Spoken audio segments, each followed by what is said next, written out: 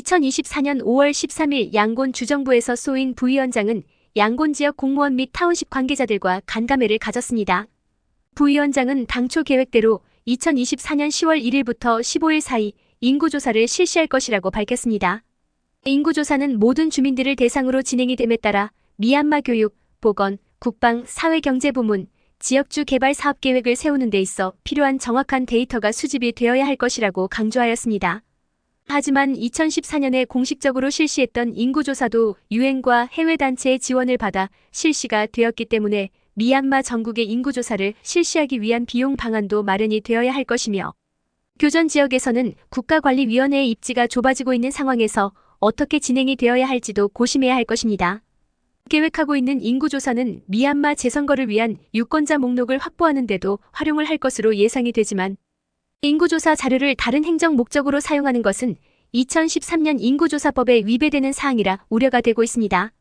2023년 10월에도 국가관리위원회는 미얀마 전역 330개 타운십 중 20개 타운십에서 시범 인구조사를 실시한 바 있습니다. 2024년 4월 29일 샨주 북부 남캄 타운십을 장악하고 있는 TNLA는 1027 작전 이후 폐쇄하였던 미얀마 중국 국경무역 게이트를 재개하였습니다. TNLA는 옥수수, 숲, 목재뿐만 아니라 남캄 타운십과 남뚜 타운십 광산에서 채굴한 광물도 수출을 허용하고 있다고 합니다. 하지만 중국 측에서는 적극적인 미얀마향 국경무역에 적극적이지 않아 시멘트, 벽돌 같은 건축자재 위주로 허용을 하고 있다고 합니다. 현재 국경무역 게이트와 남산 타운십을 연결하는 3km 도로 구간을 TNLA가 관할을 하면서 무역업체들은 세금을 한 번만 징수하여 운송 간소화로 이어지며 다른 국경무역 게이트보다 편하게 사용을 하게 된다고 합니다. 다른 국경무역 게이트는 아직까지도 우후죽순으로 여러 소수민족 무장단체들이 세금 징수를 하여 여러 차례 세금을 뜯기고 있다고 합니다. 미얀마 전역 군사훈련소에서 2기 훈련생들이 입소를 하면서 미얀마 국방부는 강제 징집을 확대해 나가고 있다고 합니다. 마괴 지역 남마욱 타운십에서 활동하는 묘띠 국민방위군 대변인은 미얀마 국방부 강제 징집이 계속되는 젊은이들의 징병 기피를 위한 도주가 증가하면서 더 이상 추천 방식으로는 진행되지 않고 있다고 전했습니다. 남마욱 타운십에서 징집된 2기 훈련생 10명 중에서 3명만 선발이 되었다고 하며 나머지는 강제 징집이 시행된 것이라고 주장하였습니다. 바고 지역과 사가잉 지역 여러 타운십에서도 강제 징집 사례들이 나오고 있다고 합니다. 에와디 지역 바테인 타운십을 포함한 6개 타운십에서는 더 이상 추첨제 방식을 시행하지 않고 있다고 합니다. 에야와디 타운십 미아웅돈 타운십 행정관리사무소에서는 가족 구성원 목록을 확인하고 임의로 징집자를 선택하여 소환장을 보내고 있다고 합니다. 징병을 기피하여 도주한 젊은이가 발생하는 경우 일주일 내로 돌아오지 않으면 가족 중에서 불특정한 조치가 취해질 것이라고 경고하고 있다고 합니다. 부동산 중개업체의 말에 의하면 양곤 달라 미얀마 우정이다리 완공이 다가오면서 양곤 달라 타운십 부동산 구매자가 증가하고 있다고 합니다. 한 미얀마 우정이다리는 2024년 중으로 완공이 될 예정이라고 하며 최근 2달 전부터 부동산 시세가 급증하고 있다고 합니다. 달라 타운십은 한 미얀마 우정이다리 사업 시작 전에는 관심을 받지 못했으나 사업 시행 이후 부동산 시장에서 관심을 받기 시작하였습니다. 2024년 5월 1일부터 태국 이민국은 UID 번호가 있는 미얀마 국민만 국경을 통한 통행이 가능하도록 규정하면서 꺼인주 미야와디 타운십에서 태국 미얀마 1번 우정이다리를 통해 출입국하는 사람이 급감하였다고 합니다. 발표 전에는 하루 다리를 이용하여 국경 출입국을 하던 미얀마 국민은 약 3,000명에서 4,000명이 되었으나 최근 900명으로 줄어들었다고 합니다. 2024년 5월 14일부터 중국 쿤밍에서 중국 정부가 주도하는 미얀마 국가관리위원회와 트리브라더우즈 어라이언스 간의 5차 미얀마 중재회의가 개최되었습니다. 이번 중재회의의 핵심 안건은 샨주 북부 일대를 점령하고 있는 MNDAA와 TNLA의 국경무역 거래이라고 합니다. 이미 유출된 문서에서는 국경무역에 대한 거래에 대해서 어느 정도 협의가 된 것으로 알려져 있었으나 현재 상황으로 볼 때 단순히 제시만 된 것으로 예상하고 있습니다. 2024년 5월 18일 사가잉 지역 수도인 모니와 타운십에서 폭염으로 인해 약 30명이 사망하였습니다. 모니와 타운십 최고 온도가 44도를 넘어서면서 5월 17일과 18일 양일간 47명이 사망을 했다고 합니다. 지난 5월 18일에만 약 30명이 폭염으로 인해 사망을 하였고 사망자 연령은 40대부터 80대까지 다양하며 90세 노인도 포함되었다고 설명하였습니다.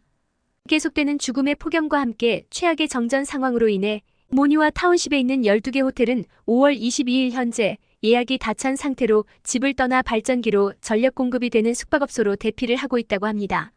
이런 상황은 미얀마 상업도시인 양곤에서도 계속되고 있어 많은 주민들이 저렴한 모텔을 빌려 거주하는 모습을 보이고 있으며 지난 양곤 지역 전력 소비량 급증으로 인해 5월 20일부터 양곤 지역 공단에는 전력 사용이 거의 없는 오전 5시부터 7시까지 하루 2시간만 전력 공급을 하여 사실상 24시간 전력 공급을 중단하고 있으며 우기가 시작된다고 해도 전력 공급 상황이 개선될지 불확실한 상황이 되고 있습니다. 미얀마 몬주에서는 의무복무제 시행 이후 숙련 노동자들이 대부분 해외로 나가면서 노동력 부족에 직면하고 있다고 합니다. 몬주는 매년 5월부터 7월 초까지 몬순 농지는 약 70만 에이커로 농사를 위해 많은 인력들이 필요하다고 합니다. 하지만 젊은이들이 계속해서 해외로 이주를 하면서 인력은 빠져나가고 있습니다. 이전에는 몬순 재배 기간 동안 다른 지역 노동자들이 있었지만 이제는 그 인력마저도 구할 수 없게 되었습니다. 정규직뿐만 아니라 일용직도 구하기 힘든 상황이다 보니 일당이 만잣에서 현재 1만 8천 잣에서 2만 잣으로 인상이 되었다고 합니다. 몬주는 농업 외에도 건설업, 공장, 중소기업, 축산업도 마찬가지 상황입니다. 2024년 5월 20일 네피도에서 2024년 4차 미얀마 징집중앙위원회 회의가 개최되었습니다. 회의에 참석한 티나웅산 국방부 장관은 3차 회의에서 법무부의 권고를 받아 개정한 의무복무제 4차 초안, 세부 규정 승인 계획 등에 대해 논의되었습니다. 장관은 이번 회의에 논의된 최종 세부 규정안을 국방안보위원회를 통해 연방정부에 제출할 것이라고 밝혔습니다. 의무복무제 홍보 캠페인 현황을 보면 유인물 68만 6,250장 배포, MRTV 또는 라디오를 통한 홍보, 기사, 사설 등을 통해 지속적인 홍보를 하고 있으며 웹사이트와 4개 통신사의 SMS를 통한 홍보 캠페인을 계속하고 있습니다. 징집중앙위원회 부위원장인 국방부 참모총장은 징집 기피를 하며 위반한 젊은이들에 대해 현행법에 의거하여 법적 조치를 하는 방안과 3기 훈련생을 위한 준비 방안에 대해서도 논의를 하였습니다. 참모총장은 초기에 훈련생 모집 인원을 달성하는 데 어려움이 있었으나 대체 방안이 마련이 되었으며 징집 세부 절차를 구축하는 데 시행착오로 시간이 지연이 되었으나 여러 사례 경험을 통해 향후 체계적인 관리가 될 것이라고 밝혔습니다. 앞으로 징집 대상이 아닌 국민들에 대한 징집 선별을 명확히 하도록 당부하였습니다. 이번 4차 회의에서는 2차례 징집을 시행한 이후 여러 가지 문제가 있음을 공식적으로 인정을 하고 이런 부분에 대한 개선이 있도록 명령이 있었습니다. 2024년 5월 28일부터 한인업체 CJ 사료 미얀마는 경제적 어려움으로 인해 운영 중단을 발표하였습니다.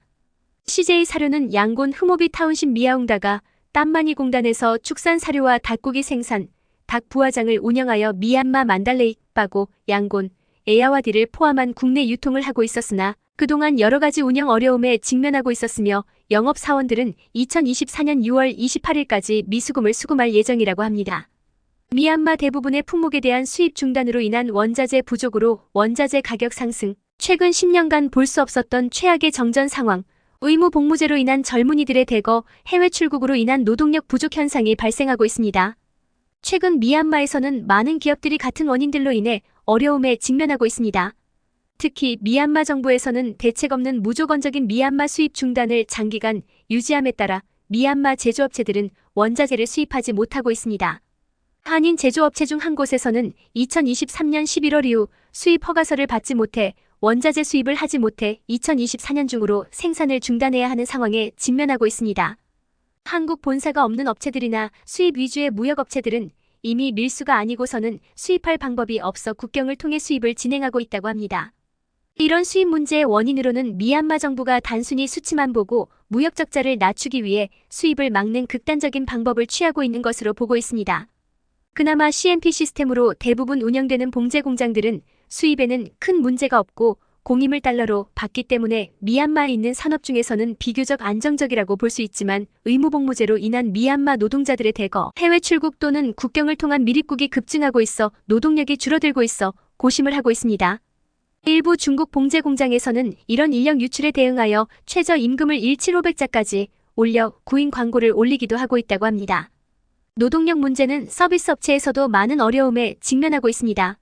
의무 복무제 이전에는 구직자들이 많은 편이라 면접을 통해 어느 정도 선별을 해서 직원 채용이 가능했으나 현재는 업무 능력과 상관없이 면접에 응하는 구직자는 다 채용을 해야 할 정도로 직원 확보에 어려움이 있습니다. 미얀마 전력 문제도 또한 미얀마 산업에 대한 큰 타격을 주고 있는 원인 중 하나입니다. 2024년 5월 24일 오후 5시 30분 멜리아 호텔 랜턴 베트남 식당에서 5개국 봉제협회 정기회의가 개최되었습니다. 이번 회의에선 미얀마, 중국, 일본, 홍콩 봉제협회 임원들과 미얀마 한인봉제협회 김성환 회장, 서원호 고문, 전창준 홍보분과장이 참석하였습니다. 쌍쿤 중국 봉제협회 회장은 최근 위난성에 급증한 봉제 공장들로 인해 중국 미얀마 국경을 통해 미얀마 노동자들이 대거 입국하여 근무를 하면서 미얀마 숙련공 감소에 많은 악영향을 주고 있다고 설명하였습니다. 중국 미얀마 국경에는 블루 또는 레드에 따라 1주 또는 최대 1년 동안 미얀마 이주 노동자들이 중국에 체류하여 근무를 할 수 있으며 월 150만 자 정도를 받을 수 있어 많은 중국 내 봉제 공장 근무를 위해 계속 출국을 하고 있는 실정이라고 합니다. 이에 대해 미얀마 노동이민국과 협력하여 중국 미얀마 노동자 파견 쿼터제 또는 다른 방안을 모색하여 무분별한 이주 노동자들의 출국이 발생하지 않도록 해야 할 것이라는 의견이 나왔습니다. 현재 많은 봉제 공장들은 인력 감소로 인해 공장 운영에 어려움을 직면하고 있습니다. 최근 6개월간 봉제 공장 평균 노동자 수를 보면 5%에서 20% 정도 축소되었습니다. 2024년 5월 30일 미얀마 상무부 산하무역부에서 수입 품목 카테고리 14개에 대해서 수입허가서 승인 전 수입을 할 수 있도록 허가하였습니다. 발표 내용에 따르면 14개 수입 품목 카테고리에 속하는 수입을 진행하는 업체가 보세창고 보관 공간을 확보한 경우 사전 수입 허가서 없이 수입을 진행을 할 수 있으며 2024년 6월 7일부터 제한된 수량으로 먼저 4개 품목 카테고리에 대해서 시행을 할 예정이라고 합니다. 4개 품목 카테고리를 보면 의약품, 전기차 및 부품, 산업용 원자재 및 화학물, 식품 원자재라고 합니다. 이번 발표로 그동안 1년가량 제조에 필요한 원자재를 수입하지 못하고 있던 제조업체들의 숨통이 트일 것으로 보입니다.